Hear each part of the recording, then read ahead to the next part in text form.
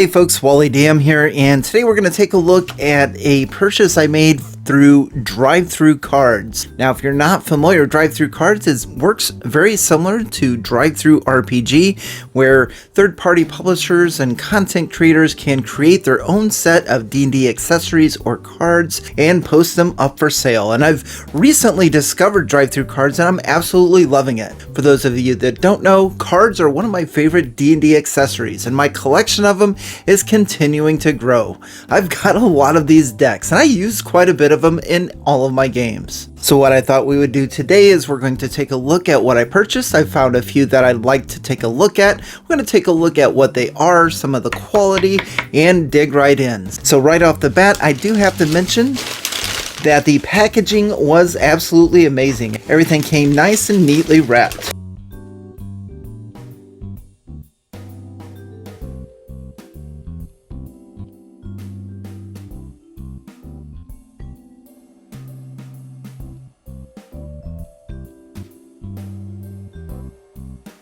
Now this last one I unwrapped, I was not expecting this. Holy smokes. Now that looks like a big deck of cards, but it comes in a plastic container rather than a deck sleeve. And you can see why. The deck is a lot bigger than even 2 decks of cards. So taking a look at my packet slip, as you can see here, that you have one component, which is the cards themselves, and the second component, which is the tuck case. So if you want to make sure that you have a case for your cards, you're going to want to make sure that you select the option on DriveThru Cards that includes both the case and the cards. And it looks like these are more or less my receipts, so this shows that I bought the cards for the patrons of the market, and then here is the tuck case. And they included these for each of the card sets that I ordered. So now we're going to take a brief look into each of the 5 decks that I have ordered. If you'd like to see a closer look or demonstration of some of these cards, be sure to comment below and let me know what you'd like to see. So the first one that caught my eye that I ordered is 50 Patrons of the Market. This is by Philip Reed,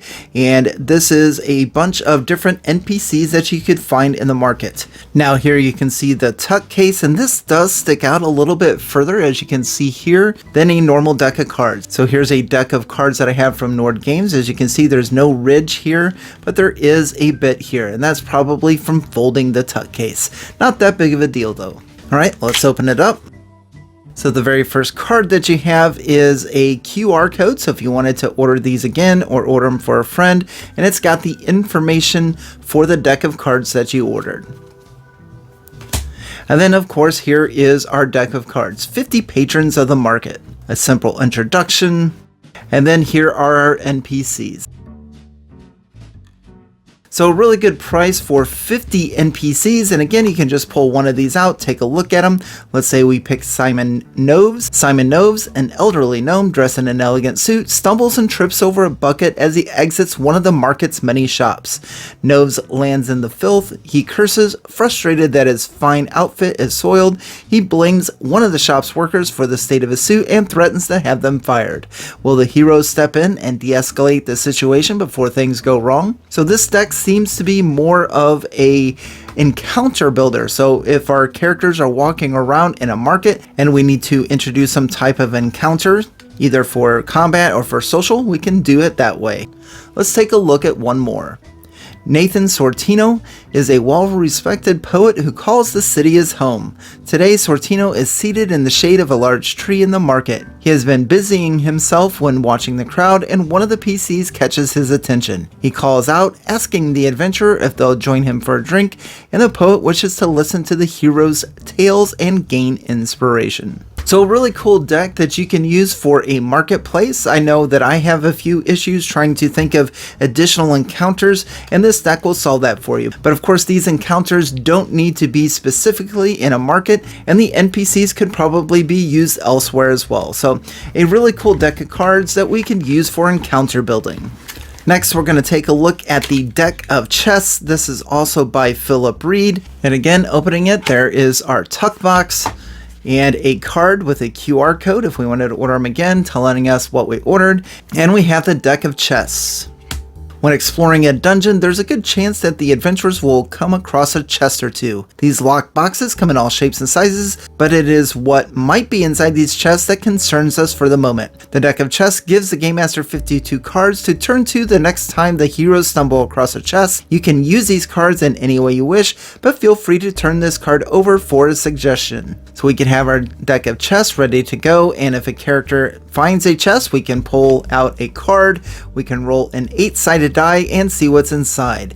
It could be trapped, it could have 2 different variants for coins, it could have a mundane item or 2, it could have some jewelry, a magic item, or special. In this case, the special would be a map detailing the traps and secrets of a nearby dungeon.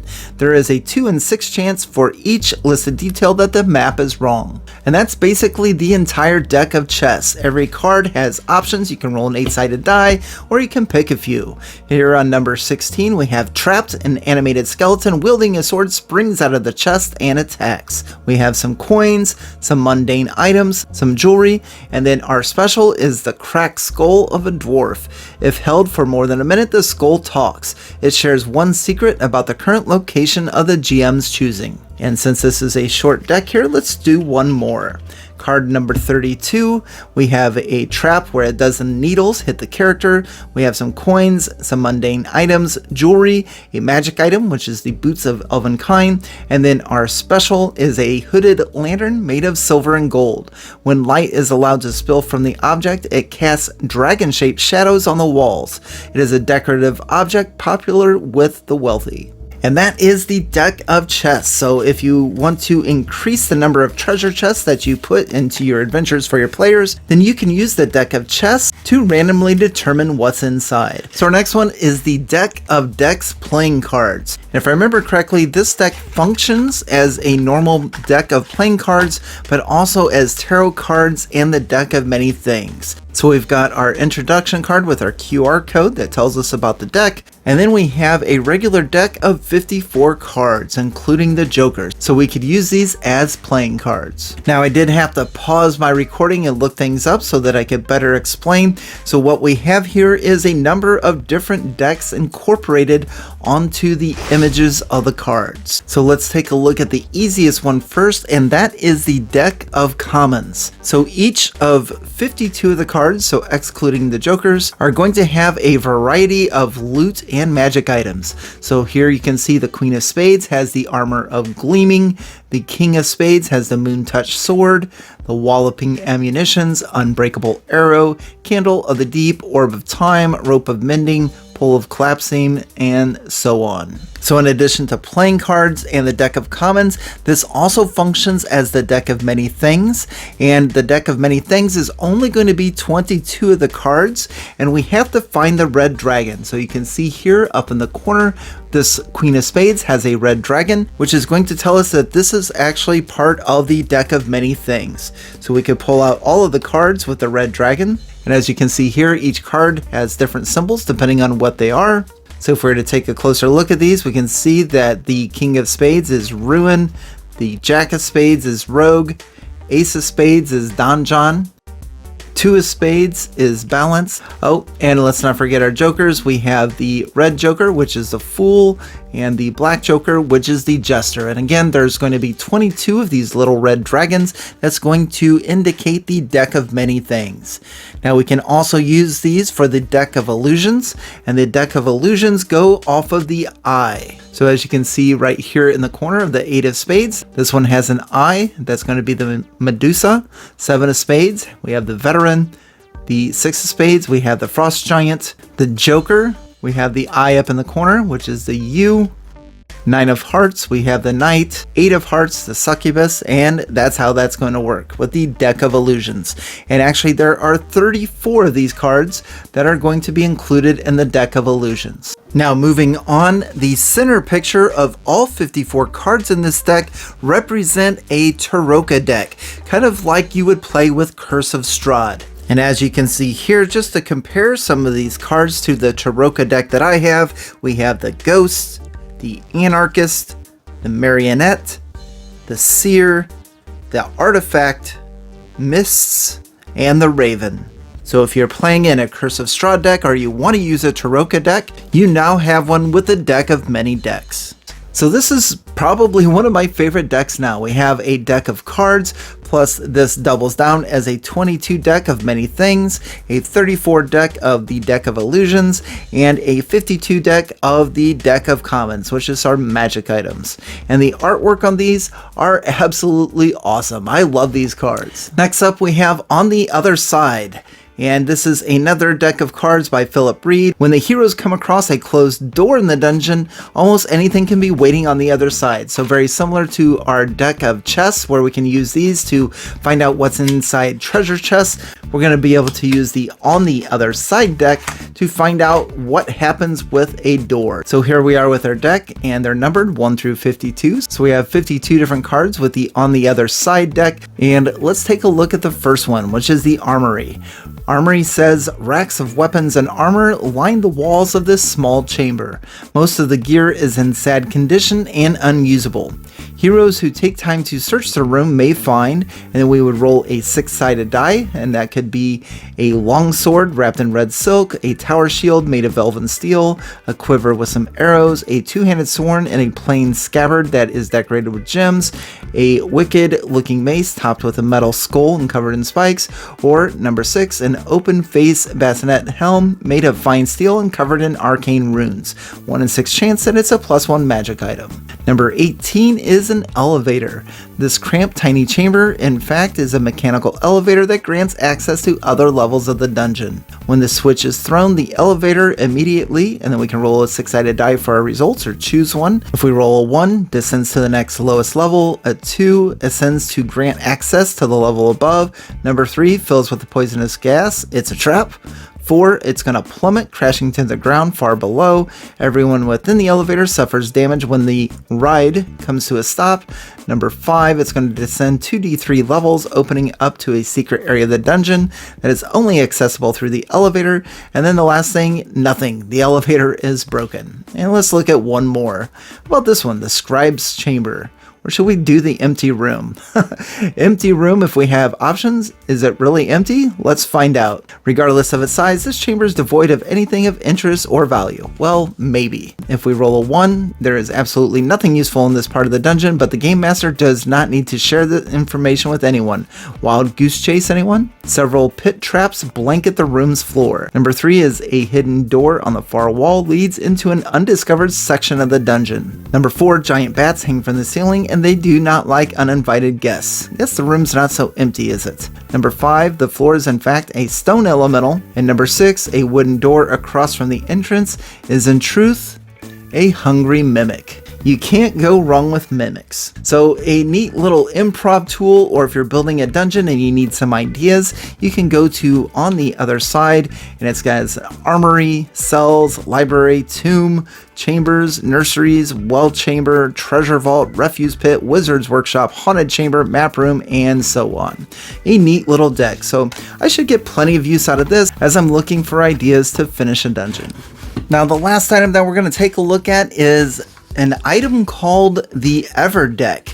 Now it took me a minute to figure out how to open this thing, and you just push in on the sides of this container and the lid should pop right off. Looks like we have something binding it and holding it in place, and it looks like just a sleeve, so we'll go ahead and slide this off, and there you go. This is the Everdeck, and wow. Again, the cards, they're good quality cards. They look nice. They feel nice. They move nice. I'm able to just thumb right through them without any issues whatsoever. So really thankful for that. One of my things that I dislike the most is trying to thumb through cards and then they just get stuck and you're unable to just quickly look at all of them. But that's not the case with any of the cards that I've received. All of these are really good. The quality is awesome, and I am definitely very happy with all of them. So I'm not going to go into a lot of this because I really don't understand exactly what's going on, but taking a look at the description, this deck includes 2 copies of a standard 52 card deck, which I'm not exactly sure how that works. I guess, okay, it's probably this up here in the corner. So we've got like an ace of stars. Is that correct? Or ace of blue. So we've got blue, yellow, red, and black. So we've got our, well, no, because there's clubs. Okay, hold on.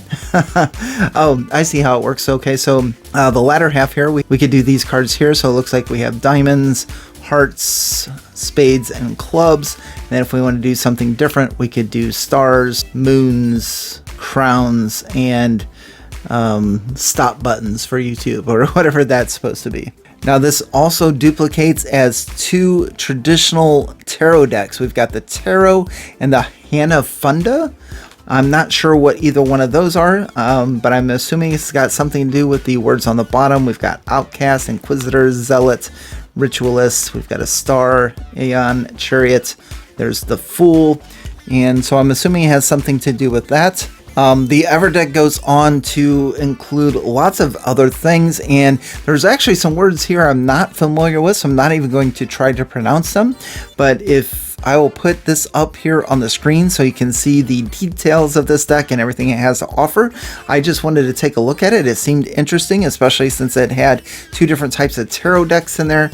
And let me know what you think of this one. I mean, we could spend some more time and go through and see what everything is, or maybe you can just tell me in the comment section below, what do I have here? What have I purchased? What's now in my collection? So that's going to do it for me today. Again, these are decks that I have purchased off of DriveThru Cards. That is a website similar to DriveThru RPG is for books. DriveThru Cards is for like either playing cards, games that involve cards, or as I like to search for, D&D accessories. So we have the Everdeck, we have the random doors or rooms that you can fill dungeons with, which is called On the Other Side.